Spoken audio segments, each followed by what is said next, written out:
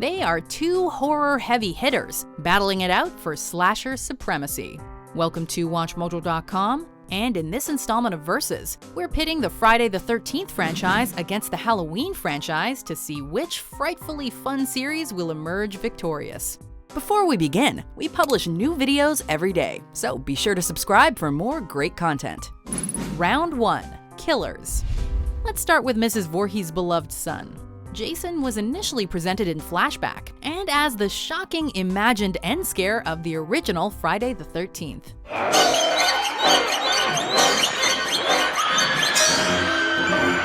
There's no hockey mask or machete in sight. He's simply depicted as a young boy with developmental issues who drowned at Camp Crystal Lake due to the negligence of camp counselors.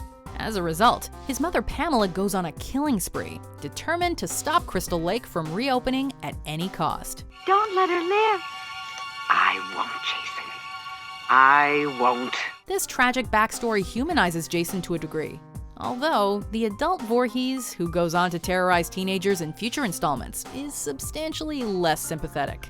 Wearing a creepy pillowcase over his head in Friday the 13th Part 2, before donning the hockey mask we all know and love in Part 3, Jason has steadily grown into the terrifying pop culture figure we know today.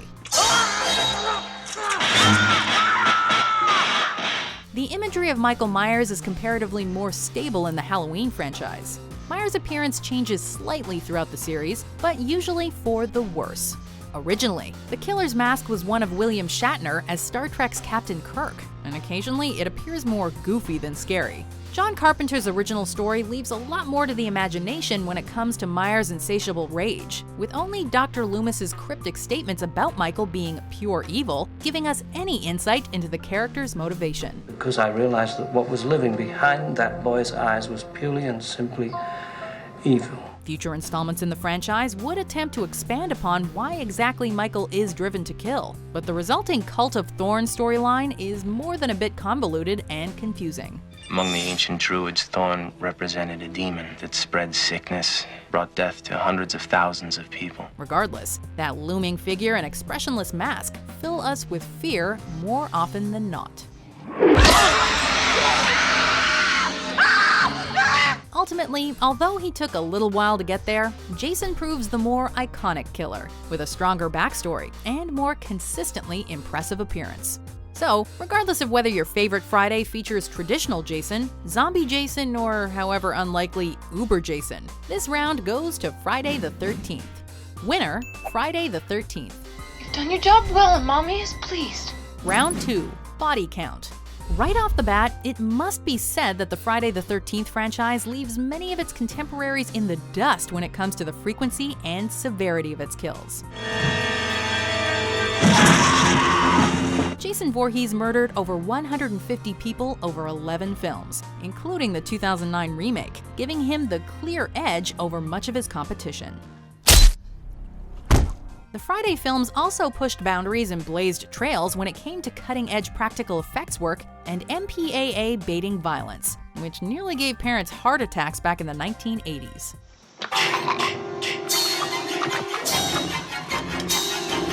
The Halloween franchise, of course, is no slouch when it comes to ramping up the tension and racking up the body count either.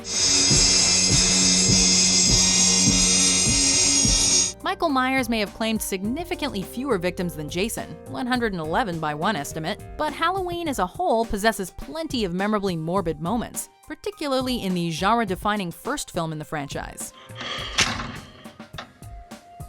The movies in this series may not be as over-the-top with the red stuff, but their moodiness and atmosphere make up for their comparative simplicity next to Friday's extravagant kills.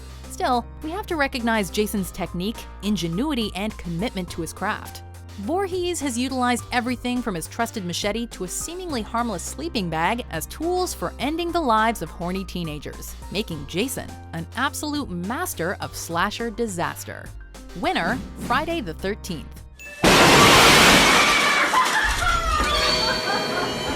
Round 3, Main Musical Themes.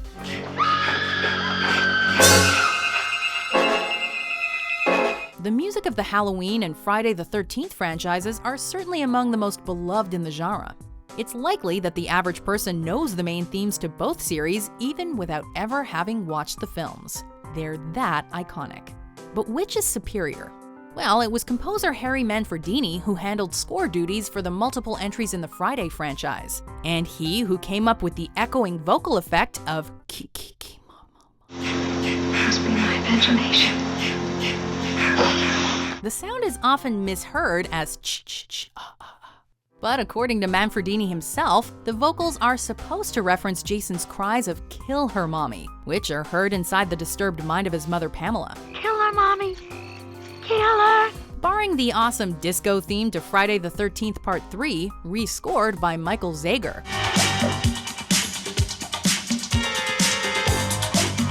Manfredini's Friday scores are known primarily for their stabbing strings and palpable tension.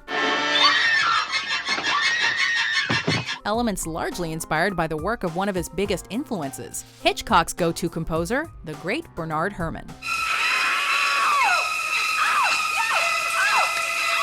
Speaking of tension, what can we say that hasn't already been said about that simple yet oh so amazing Halloween theme from director John Carpenter?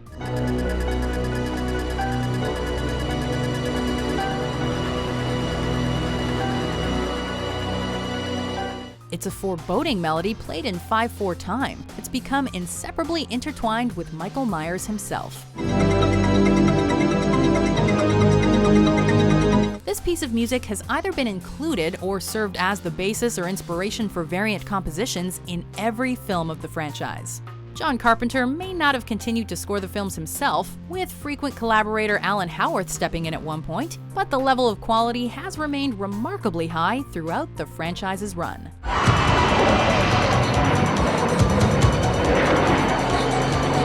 You don't need a professionally trained ear to hear these winds changing.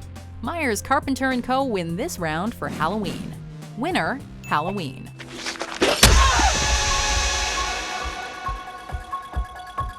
Round 4, Remakes and Reboots. The Michael Bay-produced Friday remake from 2009 was like many other classic horror revivals of its time. Alongside films like The Texas Chainsaw Massacre and The Hills Have Eyes, it earned its R rating by amping the blood and boob quotient to an almost ludicrous degree.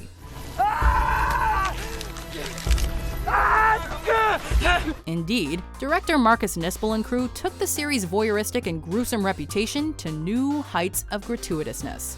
Friday the 13th added some tweaks to the franchise's mythology, and was perhaps most successful in giving Jason Voorhees back his status as a seriously imposing physical threat. By allowing him to run after his prey, and moving him beneath Camp Crystal Lake via a series of tunnels to track and stalk his victims, he was a formidable killer once more. But this wasn't enough to compensate for the film's many other shortcomings. Jason! Say hi to Mommy! In hell! Whereas Friday the 13th proved to be something of a critical dud, the Halloween franchise received a much-needed shot of life and public interest after it was announced that Rob Zombie would take the directorial reins and deliver his own spin on the classic story. Take that damn thing off. Zombie's Halloween was released in 2007 and immediately divided fans with its focus on a young Michael Myers and the childhood trauma that would contribute to his eventual crimes. Michael! Anthony! Fan wars aside, Zombie's first Halloween was successful enough at the box office to warrant a sequel 2 years later. An even more out there picture with evocative dream sequences and a Michael Myers who actually speaks. Ugh. Regardless of what you think of the sequel, Rob Zombie's undeniably creative vision thoroughly buries Jason and his underground lair. As horror fans, we'll take divisive over unremarkable any day. Halloween takes this round to tie the competition. Winner, Halloween. Thus creating a psychopath that knows no boundaries. Round 5, Heroes and Heroines. Special effects and set pieces aside, a movie franchise is only as good as its characters, right?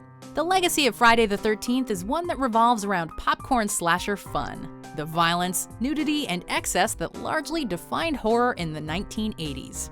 As such, the series was constantly introducing new characters to the mix, with very few living long enough to make return appearances in other films. Although there were the occasional exceptions to this rule, like Crazy Ralph or Alice Hardy's brief return in Friday the 13th Part 2, the only main recurring Friday character is Tommy Jarvis, a male hero first portrayed by Corey Feldman in Friday the 13th, The Final Chapter. Jarvis appeared in 3 Friday films total, making him arguably the most important character in the franchise, other than Pamela and Jason Voorhees. Meanwhile, the Halloween franchise excelled at crafting memorable and textured characters, all of which seemed to grow and mature throughout each film. Do as I say! Hurry! Although characters like Jamie Lee Curtis's Laurie Strode or Sam Loomis don't appear in every film, fans welcome each appearance like that of an old friend, as both seek a way to stop Michael Myers once and for all. The Halloween series also possessed a fine array of minor characters, such as Paul Rudd's Tommy Doyle, Sheriff Brackett, and the villainous Dr. Wynn, an associate of Loomis who appears in multiple Halloween films throughout the series' history. Well, he was your patient, Doctor. If precautions weren't strong enough, you should have told somebody. I told everybody! It's safe to say that both series are short on genuine heroes, but hey, it is horror after all. With a greater focus on character and the strength of both Laurie Strode and Dr. Samuel Loomis, Halloween takes the top spot in our slasher showdown. Winner, Halloween.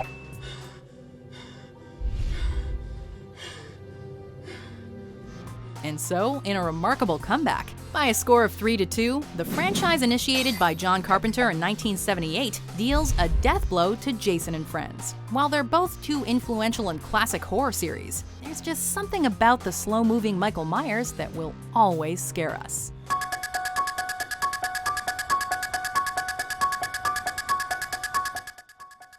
Do you agree with our verdict? Check out these other great clips from WatchMojo and subscribe for new videos every day.